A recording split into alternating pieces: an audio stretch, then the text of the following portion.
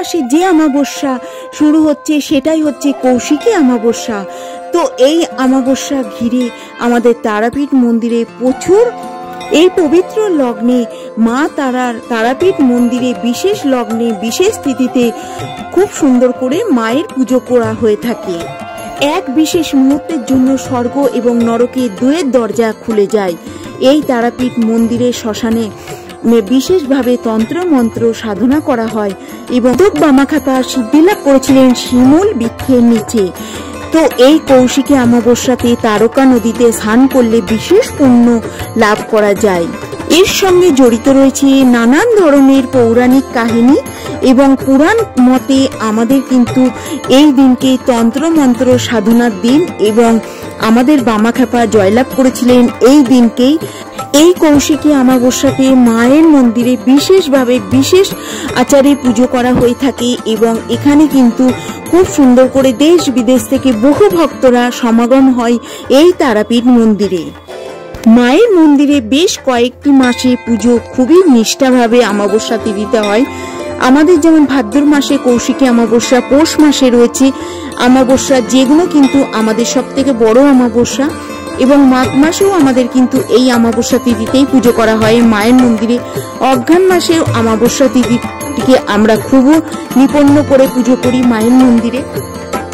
হিন্দু পঞ্জিকা অনুযায়ী প্রতি মাসে কৃষ্ণপক্ষের শেষের দিন অমাবস্যা হিসাবে চিহ্নিত হয়। বিষ্ণু অনুযায়ী কৃষ্ণপক্ষের চতুর্দশী তিথির পর চন্দ্র সূর্য মণ্ডলে প্রবেশ করে এবং সূর্য আমা নামক কিরণে অবস্থান করে, তাই এই তিথিকে অমাবস্যা বলা হয়। এটি শনির জন্মতিথি। অমাবস্যা তিথি স্নান, দান ও পূর্বপুরুষদের উদ্দেশ্যে তর্পণ করলে জীবনে আনন্দে ভরে যেতে পারে আশার। এবং কৃষ্ণপক্ষের জ্যোতিষশাস্ত্রে অমাবস্যাকে রিক্তা তিথি। শাস্ত্র মতে অমাবস্যা তিথিতে চন্দ্রের পাশাপাশি সূর্যের সংযোগ রয়েছে। এই তিথিতে সূর্য ও চন্দ্র একসঙ্গে একই রাশিতে অবস্থান করে, সেই সংযোগই তৈরি হয়। কৌশিকী কথাটির অভিধানিক অর্থ হল আদ্যা শক্তির বিশেষ রূপ। পুরাণ অনুসারে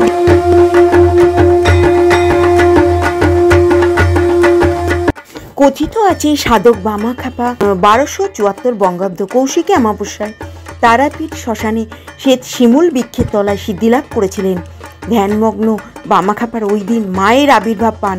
এছাড়া শোনা যায় এই তিথিতে কৌশিকী রূপে মা তারার বিশেষ সন্ধিক্ষণে শুভ নিঃসুম নামক অসুরদের দমন করেছিলেন। এই কৃষ্ণ নমস্কার, ভগবান ধাম থেকে আমি আবার একটা নতুন ভিডিওর মাধ্যমে আপনাদের সামনে চলে এসেছি। আজকে হচ্ছে কৌশিকী অমাবস্যার সম্বন্ধে অল্প কিছু বিস্তার শেয়ার করব এবং কিছু মাহাত্ম্য, কবে পড়েছে কৌশিকী অমাবস্যা, তো আমার সঙ্গে চলুন লাস্ট অবধি। তো কৌশিকী অমাবস্যার সমস্ত কিছু জানার জন্য আপনারা সকলে কেমন আছেন? ভালো আছেন তো? আমরাও ভগবানের আশীর্বাদে ভালো আছি।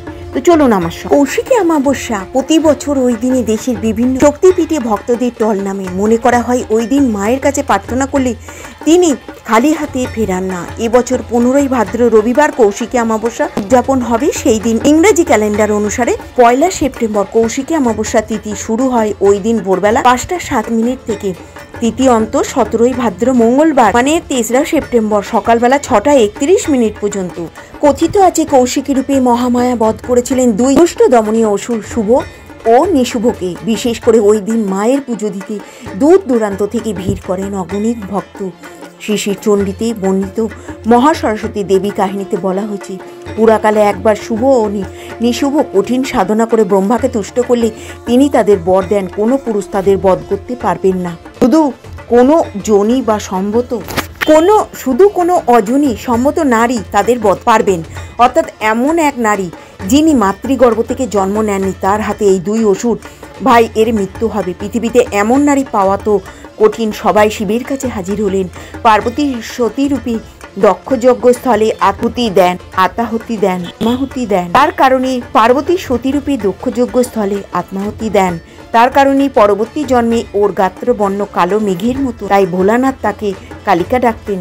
শিব সব দেবতাদের সামনে পার্বতীকে বললেন, কালিকা তুমি ওদের উদ্ধার করো। সবার সামনে কালী বলেন ডাকায় পার্বতী অত্যন্ত ক্ষুব্ধ অপমানিত হলেন। রাগ করে বললেন, ধ্যানে মানস সরোবরের ধারে কঠিন তপস্যা করেন। তপস্যাতে শীতল মানস সরোবরের জলে স্নান করে নিজের দেহে সব কালো পরিত্যাগ করলেন। ওই পূর্ণিমার চাঁদের মতন গাত্রবর্ণ ধারণ করলেন। ওই কালো কৌশিকীগুলো থেকে এক অপূর্ব সুন্দর কৃষ্ণবর্ণ দেবীর সৃষ্টি হয়। ইনি দেবী কৌশিকী। তিনি শুভ ও নিশুভ। তিনি শুভ ও নিশুভকে বধ করেন, তাই অমাবস্যার নাম কৌশিকী অমাবস্যা। মহাশ্মশানে আসে সাধু তন্ত্র এবং তন্ত্র সাধকেরা। কিন্তু কি এই কৌশিকী রূপ কেন এই অমাবস্যার অন্যগুলি থেকে আলাদা? কথিত আছে এই তিথিতে তপস্যার সিদ্ধিলাভ করেন সাধক বামাখ্যাপা। তারাপীঠ মহাশ্মশানের শ্বেত শিমুল গাছের নিচে বসে সাধনা করেন। বামদেব ভক্তকে নিরাশ করেননি। মা তারা দেখা দেন বামদেবকে। সেই থেকে ওই দিনে পালিত হয় কৌশিকী অমাবস্যা। যে কোনো শুভ কাজে ব্যবহৃত হয় কুশ।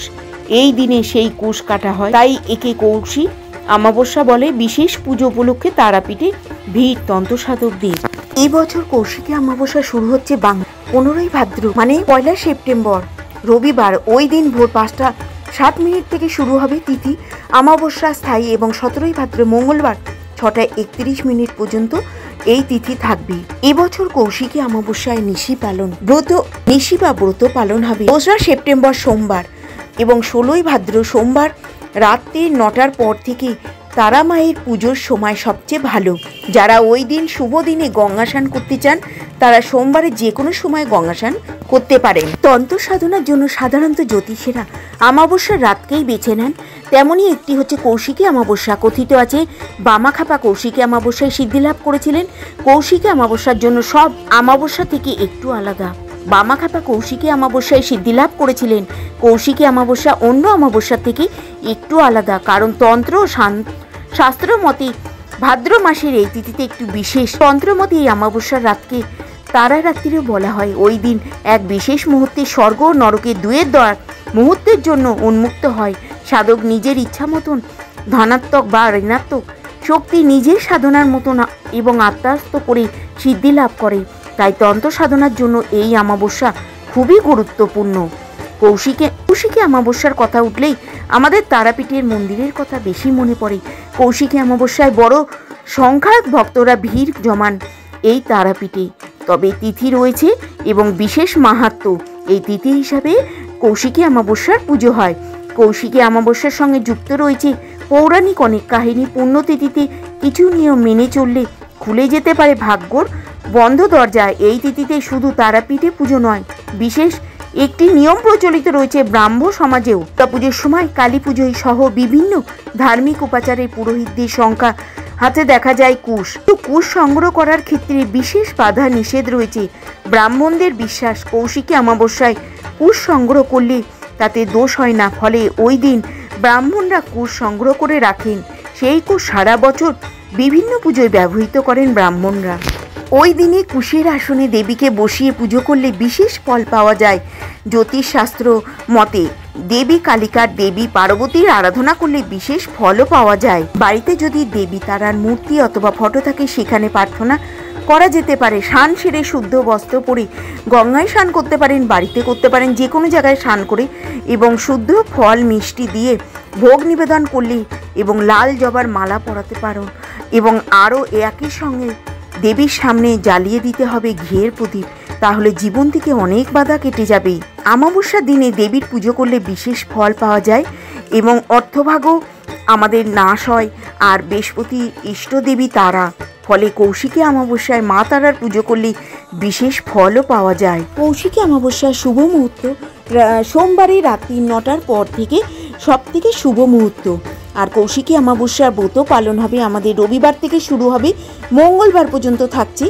আর আমরা 2 সেপ্টেম্বর মানে সোমবারে 16 তারিখে ভাদ্র মাসে সোমবারে রাত্রি 9টার পর থেকে মায়ের পুজো সব থেকে ভালো সময়। কৌশিকী অমাবস্যা শুরু হচ্ছে 15ই ভাদ্র রবিবার 1 সেপ্টেম্বর ভোর 5:07 থেকে শুরু হবে এবং অমাবস্যা স্থায়ী হবে 17ই ভাদ্র মঙ্গলবার সকালবেলা 6:31 পর্যন্ত। তা কবে পড়বে সেটাও বলে দিলাম। তো সব থেকে ভালো সময় সোমবারে রাত্রি 9টার পর থেকে। সনাতন ধর্মে কৌশিকী অমাবস্যার বিশেষ গুরুত্ব রয়েছে।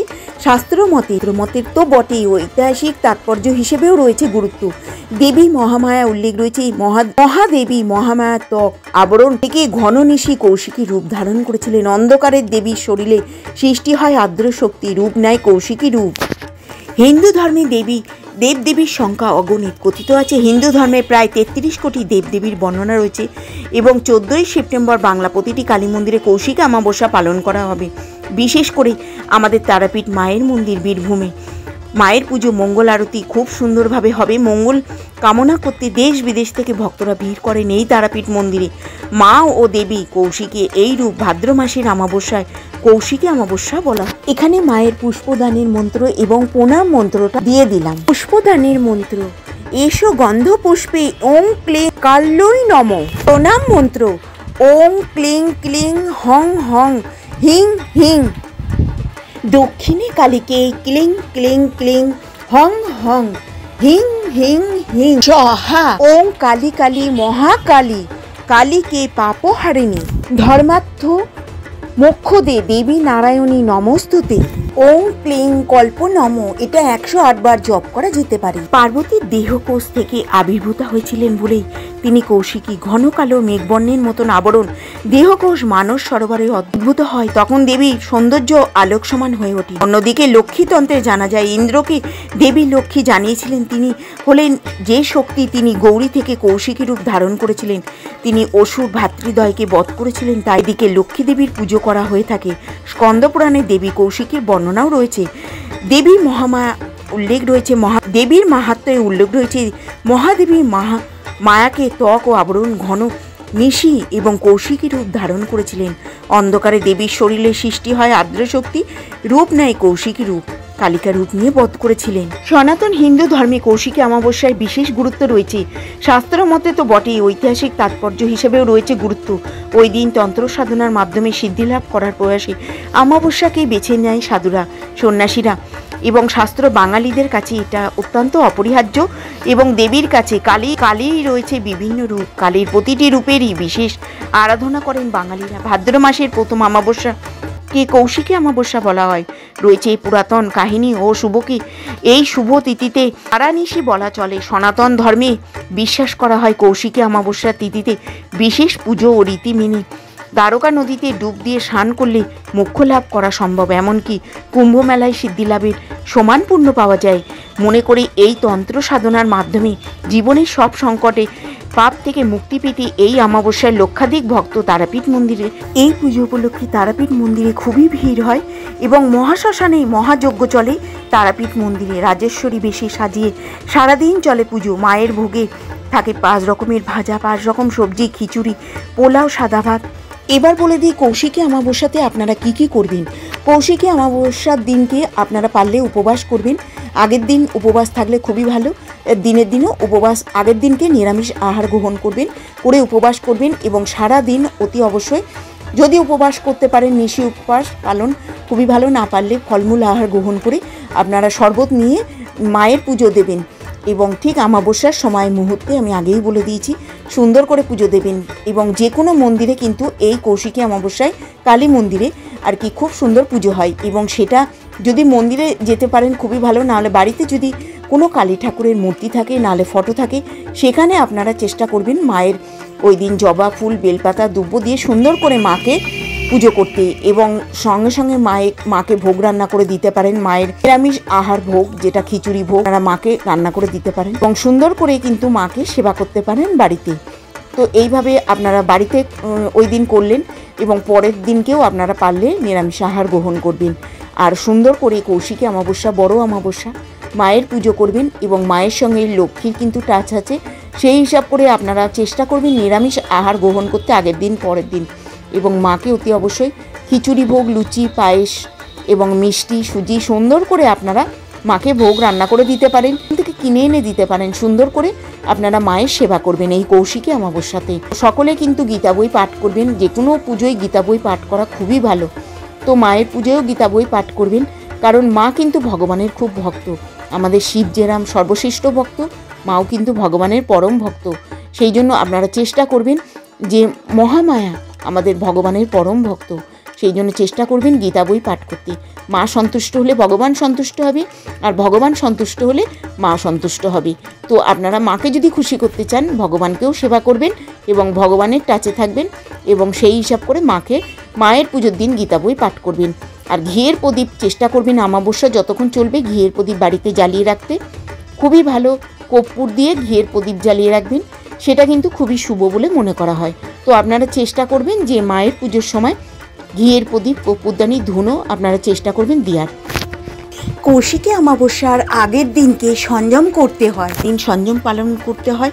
ওই দিন উপবাস রাখলে খুবই ভালো, এবং না পারলেও নিরামিষ আহার গ্রহণ করবেন। নিরামিষ কি, শরবত নেবেন এবং ফল নিয়ে আপনারা মায়ের পুজো দেবেন। মাকে সিঁদুর দেবেন, সিঁদুর পরাবেন, জবা ফুলের মালা এবং বেলপাতা অতি অবশ্যই দেবেন। ভক্তি ভরে প্রার্থনা করবেন এবং এতে কিন্তু মা কিন্তু খুবই সন্তুষ্ট হন। অমাবস্যার দিন বাড়িতে দরজার সামনে তেলের প্রদীপ জ্বালাবেন, এতে কিন্তু খুবই শুভ বলে মনে করা হয়। আর বাড়ির থেকে নেগেটিভ যে এনার্জি সেগুলো বেরিয়ে যাবে। অমাবস্যার দিন সন্ধ্যের পর বাড়ির দরজার সামনে তেলের প্রদীপ জ্বালাবেন। কৌশিকী অমাবস্যার গুরুত্ব কিন্তু অমাবস্যা থেকে আলাদা। বলা হয় তন্ত্রসাধকদের দিন ওই দিন, এবং মহানিশি মহাতিথি। সাধারণ মানুষ ওই দিন পালন করলে জীবনের সমস্ত বাধা বিপত্তি দূর হবে। জীবনে থেকে অশুভ শক্তিকে সরিয়ে দিতে পারেন ওই দিন যদি আপনারা এই কৌশিকী অমাবস্যা সুন্দর করে পালন করে মায়ের কাছে পুজো দেন। বলা হয় ওই দিন রাতে বিশেষ মুহূর্তে স্বর্গ নরক উভয়ের দরজার কিছুক্ষণের জন্য খুলে যায়। এই সময় ধনাত্মক বা ঋণাত্মক শক্তি দিয়ে সাধক তার সাধনা সম্পূর্ণ করতে পারেন এবং অনেকেই সিদ্ধি লাভ করেছেনও বলা হয়। পূর্বজন্মে পার্বতী যখন সতীরূপে দক্ষযজ্ঞ হলে আহুতি দেন, তার কারণে জন্মে ওর গাত্রবর্ণ কালো মেঘের মতন, তাই ভোলানাথ তাকে কালিকা বলে ডাকতেন। এবং কৌশিকী অমাবস্যায় অন্য সব অমাবস্যার থেকে একটু আলাদা, কারণ তন্ত্র ও শাস্ত্র ভাদ্র মাসের এই তিথিতে বিশেষ মাহাত্ম্য রয়েছে। কঠিন এবং গুপ্ত সাধনাও ওই দিন কিন্তু সফল হয়ে থাকে। সাধক কুলকুণ্ডলিনী চক্রকে জয় করে বৌদ্ধ হিন্দু তন্ত্রে এই দিন বিশেষ মাহাত্ম্য রয়েছে। তন্ত্রমতে এই রাতকে তারারাত্রিও বলা হয়। এক বিশেষ মুহূর্তে স্বর্গ নরকের দুয়ের দরজা মুহূর্তের জন্য খোলে। সাধক নিজের ইচ্ছা মতন ঋণাত্মক ধনাত্মক শক্তি সাধনার মধ্যে আস্তত করতে সিদ্ধি লাভ করেন। এবং শ্রী চণ্ডীতে বর্ণিত মহা সরস্বতী দেবী কাহিনীতে বলা হয়েছে পুরাকালে শুভ অশুভর কথা আমি প্রথমেই বলে দিলাম।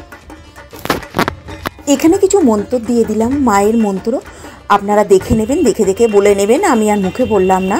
আমি ভিডিওটা এই পর্যন্তই রাখলাম। কৌশিকী অমাবস্যার মাহাত্ম্য এবং কবে পড়েছে এবং কৌশিকী অমাবস্যা পালন কেন করবেন, কিভাবে করবেন, তো এইভাবে আমি ভিডিওটা বানালাম। সকলে ভালো থাকবেন, সুস্থ থাকবেন, নমস্কার।